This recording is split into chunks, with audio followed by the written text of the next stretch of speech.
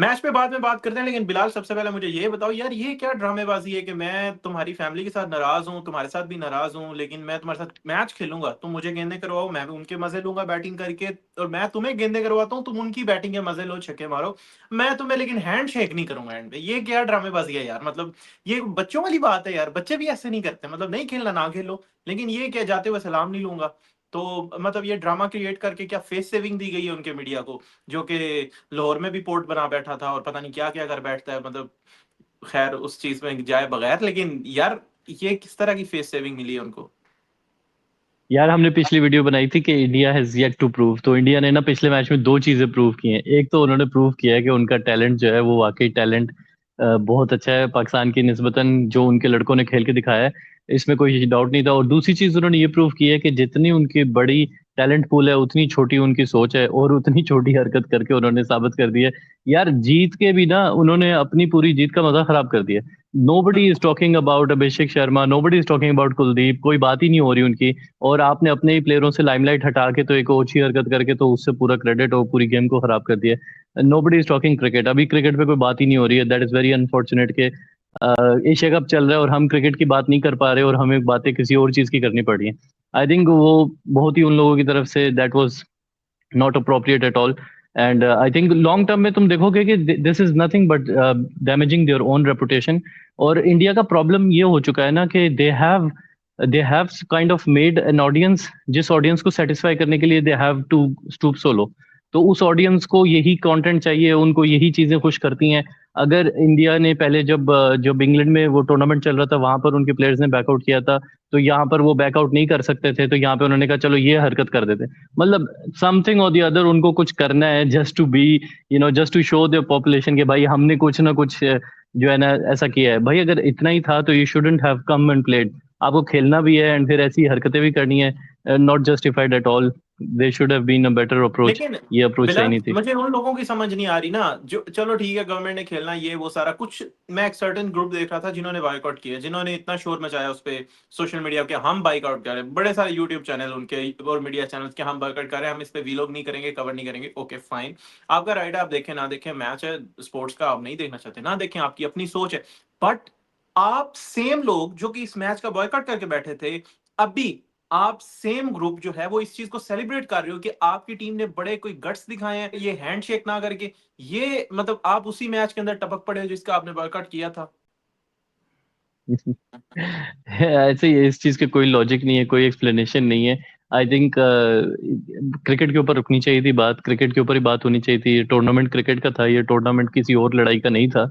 और लड़ाइयों के लिए और जगह हैं और मैदान है, वहां पर आके आप बात कर सकते हो। यहाँ पर आपको क्रिकेट पे ही बात करनी चाहिए थी। ये जो हैंडशेकिंग का मसला है, ये इनकी जो ख्वाहिश है, इसको किसी और जगह दूर किया जा सकता था। लेकिन यहाँ पर तो देखो, आपको जेंटलमैन्स गेम है तो आपको उसी तरह ट्रीट करना चाहिए। और आई थिंक पाकिस्तान ने बहुत मेच्योरिटी से रिस्पांस किया है, आगा ने भी हसन ने भी। I think overall Pakistani management ने इसको अच्छा रिस्पांस दिया। छोड़ो इन बातों को, क्रिकेट पे आते हैं। क्रिकेट पे आते हैं, देखो इंडिया ने पहला वार, ठीक है, तो इंडिया ने तो करके दिखा दिया भाई, पहला मैच जीत के दिखा दिया। I think it's time now कि Pakistan reserves the right for response. ठीक है, और अपनी टाइम एंड चूजिंग के ऊपर जो है ना, पाकिस्तान को अब रिस्पॉन्ड करना चाहिए। एंड आई थिंक पाकिस्तान का रिस्पॉन्स ऐसा ही आएगा कि उसको ऐसी ओछी हरकतें हैंडशेक वाली करके नहीं बताना पड़ेगा कि हम जीते हैं, वैसे ही दुनिया को पता हाँ चलेगा कि हम जीते हैं जब हम जीतेंगे।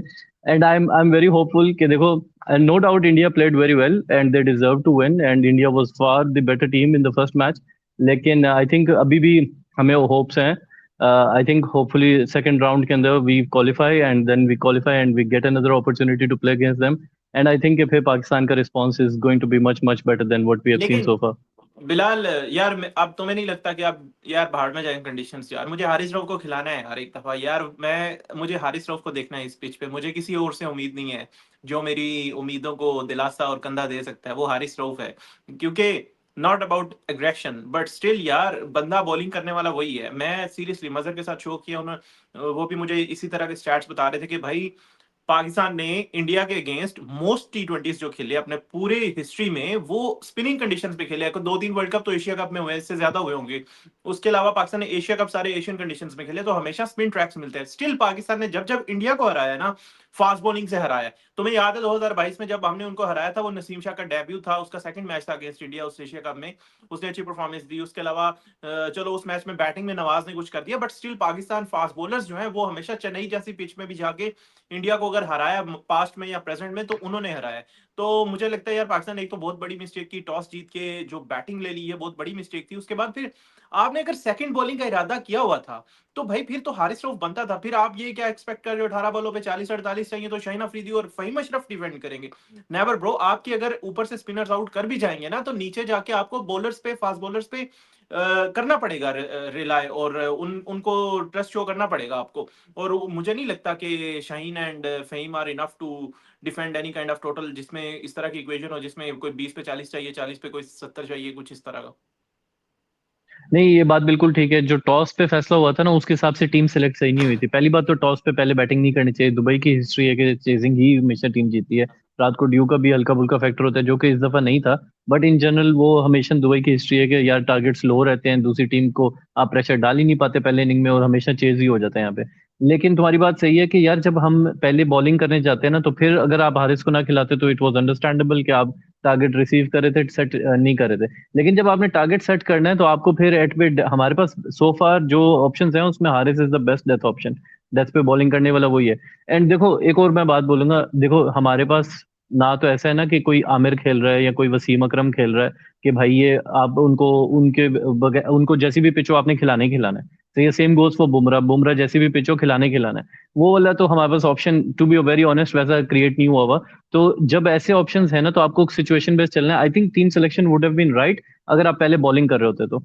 लेकिन पहले आपने बैटिंग कर ली, वो आई थिंक वो दैट वाज अ डिजास्टर। और आपने अपने लड़कों को टफ कंडीशंस के अंदर पहले बैटिंग पे जब भेजा है, तो I think there were some nerves. लेकिन आई एम स्टिल होपफुल। देखो ऐसा नहीं है कि आज हम क्रिटिसाइज करना शुरू कर दें इस टीम को।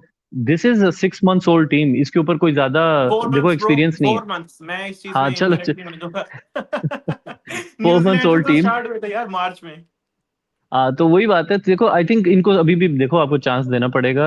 अगर एक आधे मैच में देखो इन लड़कों का, कितने सारे लड़के तो पहली दफा इंडिया को खेल रहे हैं।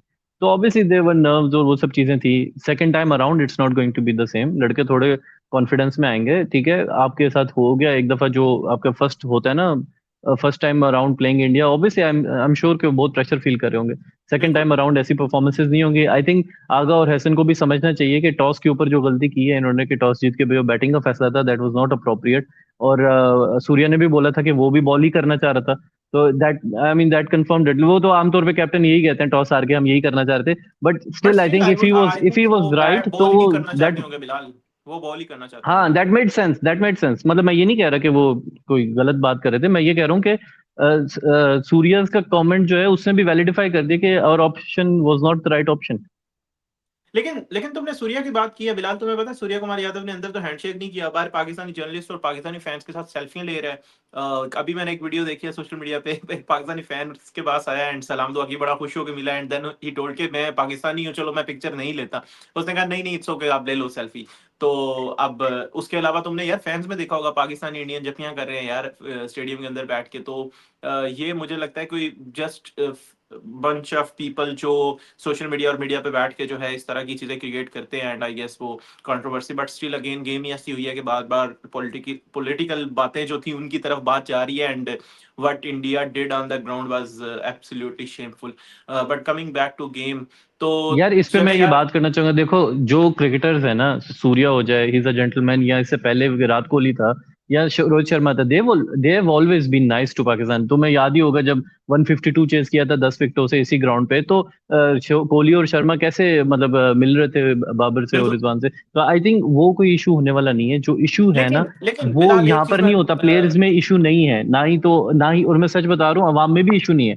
मैं यहाँ पे कितने इंडियन दोस्त है मेरे हाँ, ऐसा कुछ होता ही नहीं है भाई। ये सब कुछ होता है on a grander scheme, just to pick वो पॉलिटिक्स खेलने के लिए होता है एंड लोगों को उकसाने के लिए होता है। ये देखो these are not true feelings of the people. लोग ऐसा फील नहीं करते हैं बिल्कुल भी। This is something which has been taught, जो आपको बताया जाता है, जो दिखाया जाता है और जो सिखाया जाता है just for their own political games, और कुछ भी नहीं है इसमें।